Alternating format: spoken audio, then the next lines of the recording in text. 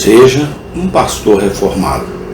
Parte 19, dia 16 de dezembro de 2024. Daí é que, como pastores, eles andam em caminhos muito acidentados para o rebanho seguir. Quando os conduzimos às águas vivas, se as enlameamos com nossas vidas imundas, podemos perder nosso trabalho e eles nunca serão melhores. Antes de falarmos da obra em si, vamos observar algo que está pressuposto nas palavras que temos diante de nós. 1. Está aqui implícito que cada rebanho deve ter seu próprio pastor e cada pastor seu próprio rebanho.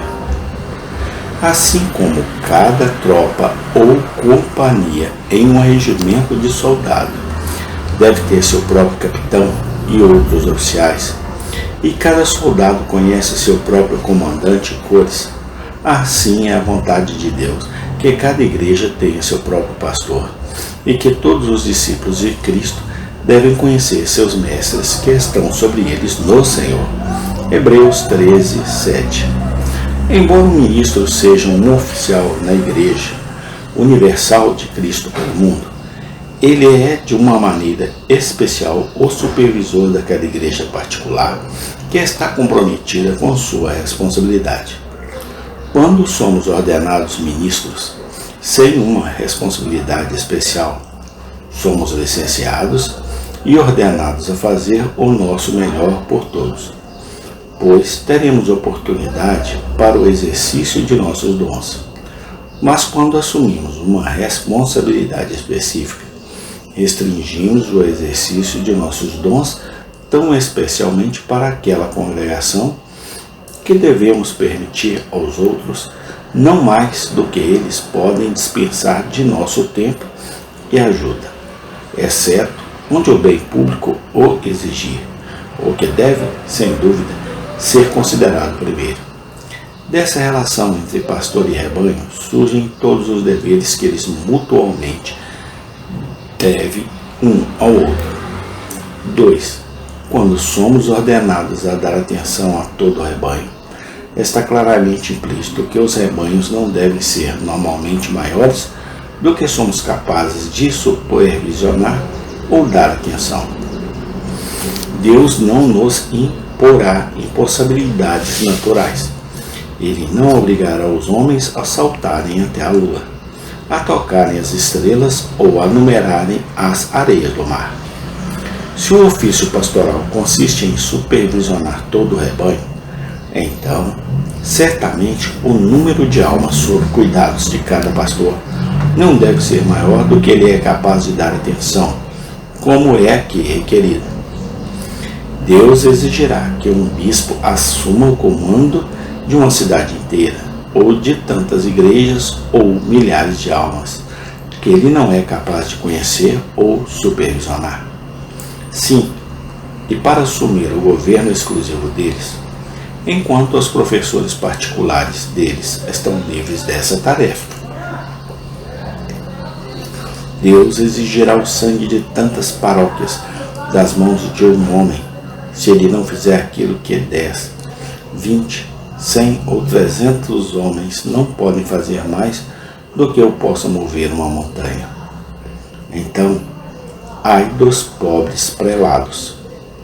Não é, então, um caso muito doloroso que homens eruditos e sóbrios pleiteiem isso como um privilégio desejável, que eles deliberadamente atraíssem sobre si tal fardo, e que eles não tremam antes com os pensamentos de um empreendimento tão grande.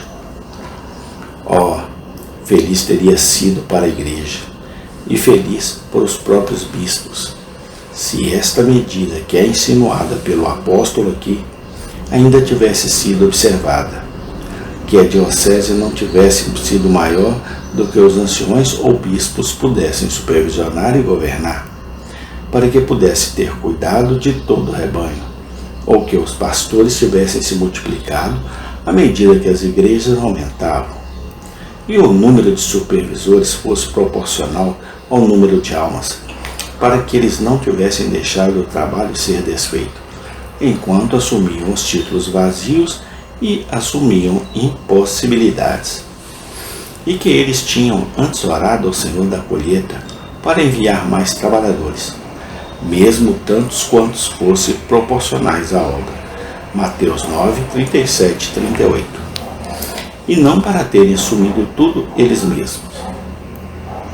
Eu dificilmente elogiaria a prudência ou humildade daquele trabalhador, mesmo que suas partes fossem tão grandes, que não apenas se comprometeria a reunir toda a colheita neste condato ele mesmo, e isso sob pena de morte. Sim, de condenação, mas também lutaria seriamente por esta prerrogativa. Mas pode-se dizer que há outros para ensinar, embora apenas um tenha a regra. A isto eu respondo: bendito seja Deus que assim seja, e não graças a alguns deles. Mas o governo não é de grande interesse para o bem das almas, assim como a pregação? Se não for, então qual é a utilidade dos governadores de igreja? Se for, então aqueles que o anulam ao empreender impossibilidades vão arruinar as igrejas e a si mesmos. Se somente a pregação for necessária, não tenhamos nada além de meros pregadores. O que precisa haver então de tanta agitação sobre o governo?